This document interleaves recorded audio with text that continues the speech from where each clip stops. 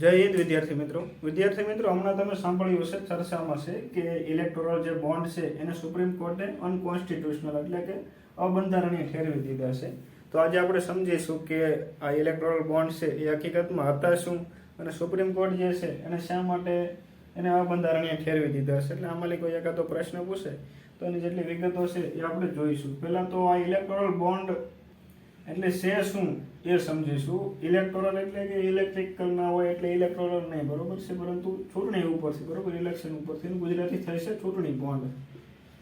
એટલે તમને એટલો આઈડિયા હશે કે ચૂંટણીની સાથે કંઈક સંબંધિત હતા. આ જે ઇલેક્ટોરલ બોન્ડ છે એને ચૂંટણી સાથે કંઈક લેવા દેવા હતા એવું બધા મોટા ભાગને ખબર હશે. તો આપણે લોકતંત્રની અંદર બધી પાર્ટીઓ હોય છે અને પાર્ટીઓ ચૂંટણી લડતી હોય છે, બરોબર છે. આપણે દાખલા તરીકે બીજેપી છે, કોંગ્રેસ છે અને ઘણી બધી કેટલી પાર્ટીઓ છે, બરોબર, ભારતની અંદર. તો આ બધી પાર્ટીઓ છે એને ચૂંટણી લડવા માટે પૈસાની જરૂર હોય છે. તો એ લોકોના પોતાના તો કંઈ ધંધા ચાલતા ન હોય, બિઝનેસ કે એની પાસે પૈસા આવે, પરંતુ પ્રચારમાં ચૂંટણી લડવા માટે બહુ બધા પૈસા જોતા હોય છે બધી પાર્ટીઓને. તો તેની પાસે પૈસા આવે ક્યાંથી, બરોબર? તો એને મળે દાન, બરોબર. જે બધી પાર્ટીઓ હોય એને લોકો દાન આપે, એના પછી એ ચૂંટણી લડે, બરોબર. એટલે પહેલાં એવું હતું કે કોઈ બીને દાન આપવું હોય કોઈ પાર્ટીને તો આપી શકતા હતા, પરંતુ 2017ની અંદર આ ઇલેક્ટોરલ બોન્ડનું બિલ નાખવામાં આવ્યું અને 2018થી લાગુ થયું. 2018થી આ જે બિલ છે એ લાગુ થયું અને આની અંદર એવું કહેવામાં આવ્યું કે કોઈ બી પાર્ટી હોય એને દાન લેવું હોય તો એ ઇલેક્ટોરલ બોન્ડના સ્વરૂપમાં લઈ શકે, બરોબર. એટલે આ ઇલેક્ટોરલ બોન્ડ લાવવાનું સરકારનું કહેવાનું એવું હતું કે આ જે બિલ આવી જશે તો જે બ્લેક મની તરીકે દાન મળે છે એ દાન મળતું બંધ થઈ જશે. એટલે ઇલેક્ટોરલ બોન્ડની અંદર એવું હતું કે તમારે કોઈ પાર્ટીને દાન કરવું હોય તો ફરજિયાત તમારે SBIની અંદર જવું પડે, બીજી કોઈ બેંક ના ચાલે, SBIમાં જ જવું પડે. અને એની પણ લગભગ 29 જેટલી શાખાઓ હતી, એની અંદર જ જવું પડે જે નામાંકિત હતી. અને ત્યાંથી તમારે ઇલેક્ટ્રોનિક બોન્ડ ખરીદવાના, બરોબર. કોઈ બી વ્યક્તિ, કંપની કોઈ પણ ખરીદી શકે ઇલેક્ટોરલ બોન્ડ. આ જે બોન્ડ છે એ SBI તમને આપશે. તમે SBI ને પૈસા આપશો ને એ પણ એવું નહીં તમારે 2000 ના ખરીદવો હશે તો એવું નહીં, 1000 વાળો આવે એના પછી ગમે એટલા તમે ખરીદી શકો. 10,000, 1 લાખ, 10 લાખ અને 1 કરોડ સુધી. એટલે તમને એક કાગળ આપી દે SBI જે છે એ ઇલેક્ટ્રોનિક બોન્ડના નામે, બરોબર. અને એ પછી જઈ અને તમે કોઈ પણ પાર્ટીને આપો, બરોબર, ભાજપને આપો, કોંગ્રેસને આપો, બીજી ગમે એ પાર્ટીને આપો તમે આ જે ઇલેક્ટોરલ બોન્ડ છે તે, અને એ પાર્ટી પછી પાછી SBIની અંદર આવે. એટલે એ પાર્ટી જે છે, પાર્ટીનું ખાતું હોય જે પાર્ટીના નામે ખુલેલું, એ ખાતાની અંદર આ પૈસા જે છે એ જમા થઈ જાય. એટલે એ ખાતાની અંદર જ જમા થઈ શકે અને આ જે છે અને ખાતામાંથી પૈસા SBIમાં કપાઈ શકે જે ઇલેક્ટ્રોનિક બોન્ડ ખરીદી. એટલે બધો બેંક દ્વારા જ તે વહીવટ થાય. અને આ જે ઇલેક્ટ્રોનિક બોન્ડ કોઈ પાર્ટીને આપવામાં આવે તો એની અંદર બીજો પણ એક કાયદો હતો. તો 15 દિવસની અંદર પાર્ટીએ ફરજિયાત બેંકમાં આવી અને એને વટાવવા પડે બેંકમાં, SBIમાં જે. ના વટાવે 15 દીમાં તો આ જે ઇલેક્ટ્રોનિક બોન્ડ છે એના બધા પૈસા PM રિલીફ ફંડમાં જતા રહે.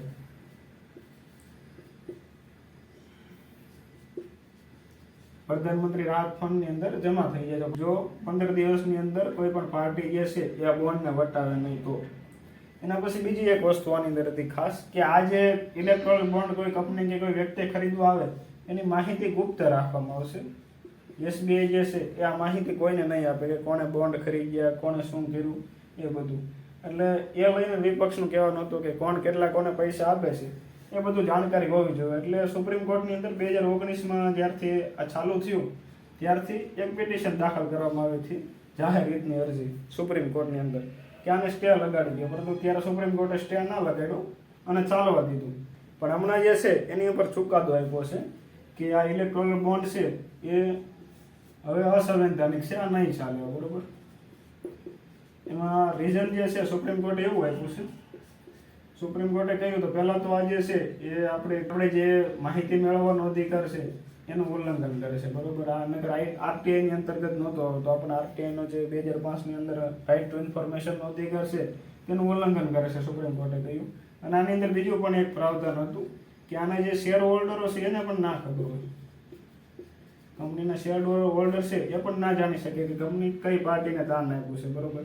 એના પછી મતદાતાને જે જાણવાનો અધિકાર છે એનું પણ ઉલ્લંઘન થતું હતું. એના પછી બીજી જોગવાઈ હતી, કંપની ખોટમાં જતી હોય તો પણ એ કંપની છે એ કોઈ પાર્ટીને દાન આપવું હોય તો આપી શકે. સુપ્રીમ કોર્ટનું કેવું હતું, કોઈ કંપની ખોટમાં જતી હોય તો એ શા માટે દાન કરે? અને એના પછી કે કોઈ બી પાર્ટી જે છે એને પૈસા આપે છે કોઈ કંપની કે કોઈ વ્યક્તિ, તો આમ જ નથી આપતું, તો પોતાનું કામ કરવા માટે આપતું હોય. કોઈ 5 કરોડ રૂપિયા આપે તો એની ઈચ્છા એવી જ હોય કે સરકાર પણ એના પછી અમને કંઈક મળે. અને સરકારનું કેવું એવું હતું કે જો આ માહિતી જાહેર કરવામાં આવે તો વિપક્ષના જે સહાય કરતા હોય એવી કંપનીઓ કે પછી અત્યારે કોઈ સરકારને કોઈ કંપની કે કોઈ વ્યક્તિ દાન આપતું હોય અને એના પછી બીજી જે વિપક્ષ સત્તામાં આવે ત્યારે એને થોડું નુકસાન થઈ શકે. એટલે આ વસ્તુ છે એને ગુપ્ત જ રાખવી જોઈએ, બરોબર.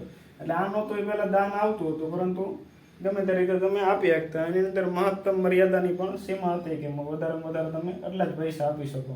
એટલે એ બધું કાઢી અને સરકારે ઇલેક્ટ્રોનિક બોન્ડ લાવી હતી, પરંતુ સુપ્રીમ કોર્ટ જે છે એને હાલમાં કહી દીધું કે આ નહીં ચાલે. અત્યારે હાલમાં કોઈ બીને બોન્ડ રિલીઝ કરેલા હોય, આપેલા હોય તો એ અમાન્ય ગણાશે અને જેને આપ્યા હોય એને પૈસા પાછા આપી દેવામાં આવે. અને બીજી સુપ્રીમ કોર્ટે વાત કરી કે 6 માર્ચ સુધીની અંદર 6 માર્ચ સુધીમાં જે SBI છે એ બધી માહિતી જે છે એ આપણે ઇલેક્શન કમિશન ઓફ ઇન્ડિયા છે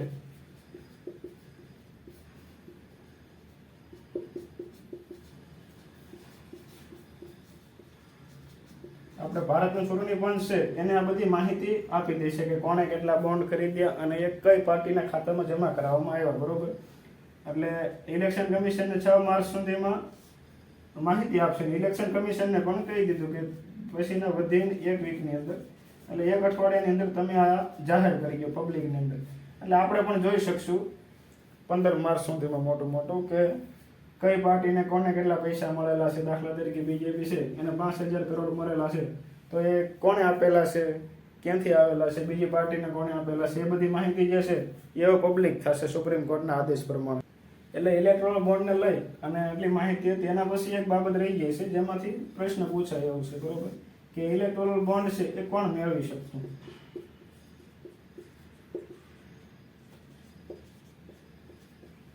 ગમે તે પાર્ટી હોય ઇલેક્ટ્રોનિક બોન્ડ ના મેળવી શકે. એની અંદર પેલું તો આપણે જે 1951 નો લોક પ્રતિનિધિત્વ ધારો છે,